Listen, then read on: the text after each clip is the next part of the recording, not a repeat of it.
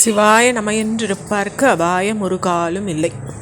இப்போ நம்ம திருவாசகத்தில் நீத்தல் விண்ணப்பம் அப்படின்ற பகுதிக்கு வந்திருக்கோம். 6வது பகுதி. அதில் பார்த்திங்கன்னா நீத்தல் விண்ணப்பம்னா என்னென்னா உத்தரகோசமங்கையில் அருளப்பட்டது இது. அப்போ அனித்தியமான பிரபஞ்சத்தில் பற்று வச்சுருக்க இந்த ஜீவாத்மாவுக்கு சிவஞானம்ன்றது கிடைக்காது. அப்போ உலகப்பற்ற நீத்தலோ துரத்தலோ நடக்கணும். அப்போ தான் சுவாமிகிட்ட போய் சேர முடியும். அப்போ சிவபெருமான் தியாகராஜனாக இருக்கார், ஸ்மசானவாச்சியாக இருக்கார், துறவின் அவசியத்தை விளக்குறார். அதாவது நான் சுந்தரேசனாகவும் இருக்கேன், அலங்காரம் பண்ணிண்டு, நானே தியாகராஜனாகவும் ஸ்மசானவாசியாகவும் இருந்துட்டு எல்லாத்தையும் விட்டுட்டு புலித்தோலை மட்டும் அடைய அணிஞ்சிடணும் என்னால் இருக்க முடியும் அப்படின்னு சுவாமியே நம்மளுக்கு 2 ரூபத்தையும் சொல்லித்தரார். அப்போ பிரகிருத்தின்ற மாயையை நீத்து பரமனை பற்றி பிடிக்கிறது நல்ல ஆத்ம சாதனமாக இருக்குது. அதை தான் நம்ம இந்த நீத்தல் விண்ணப்பத்தில் பார்க்க போகிறோம். அப்போ அதில் முதல் பாடல், கடையவனேனை கருணையினால் கலந்து ஆண்டு கொண்ட விடையவனே விட்டுடுதி கண்டாய் விரல் வேங்கையின் தோல் உடையவனே மண்ணும் உத்தரகோச மங்கைக்கரசே சடையவனே தளர்ந்தேன் எம்பிரான் எனை தாங்கிக் கொள்ளே. அப்போது இதில் இந்த வார்த்தைகள் பூரா நம்ம நீச்சல் விண்ணப்பத்தில் ஒரு வார்த்தையை நம்ம கண்டினியூஸாக பார்க்க முடியும். விட்டு இடுதி கண்டாய், விட்டு இடுதி கண்டாயின்னு. அதாவது என்னை விட்டு விடாத, என்னை கைவிடாத காத்தருள் அப்படின்னு அதுக்கு அர்த்தம். அப்போது விடையவனே அப்படின்னா ரிஷப வாகனன், அதுதான் அந்த வார்த்தைக்கு அர்த்தம்.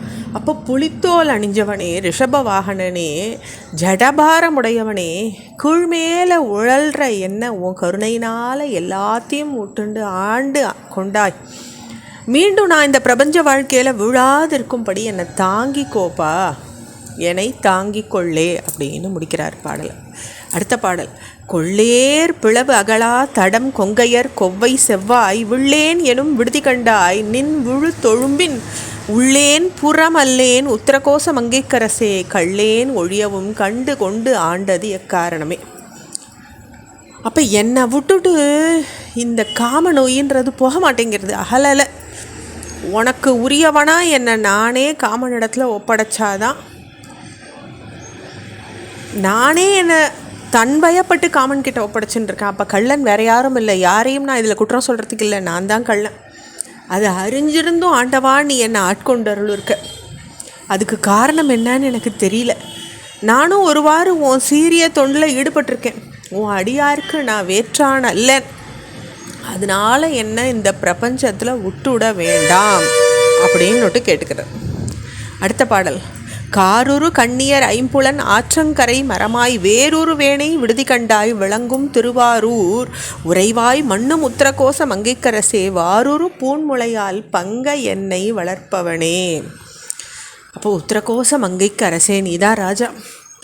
ஆற்றங்கரையில் வேர் பிடிச்ச மரம் வெள்ளத்தில் அரிப்பூண்டு அழியறது திண்ணம். என் ஐம்பொறிகளும் காம நோயில் அரிப்புண்டு என்னை அழிச்சுன்னு இருக்கு. என்னை நல்ல வழியில் வளர்க்கறதுக்கு மாதொரு பாகம் ஆகி இருப்பவனே என்னை விட்டுடாத.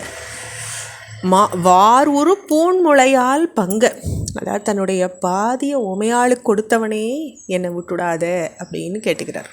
அடுத்த பாடல், வளர்கின்ற நின் கருணை கையில் வாங்கவும் நீங்கி இப்பால் மிளர்கின்ற என்னை விடுதி கண்டாய் வெண்மதி கொழுந்து ஒன்று ஒளிர்கின்ற நீள்முடி உத்தரகோச மங்கைக்கரசே தெளிகின்ற பொன்னும் மின்னும் அன்ன தோற்றம் செழும் சுடரே.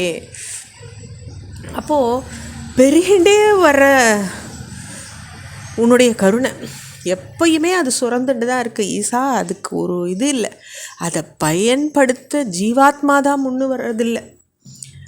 அதுக்கு என்ன காரணம்? அது எது அவளை தடுக்கிறது? ஒளிர்கின்ற நீள்முடி உத்தரகோச மங்கைக்கரசே, நீள்முடி வச்சுருக்கவனே எது தடுக்கிறதுனாக்கா அவளுடைய அஞ்ஞானம்தான் தடுக்கிறது, பிரபஞ்ச பற்று தான் தடுக்கிறது அப்படின்னு சொல்கிறார்.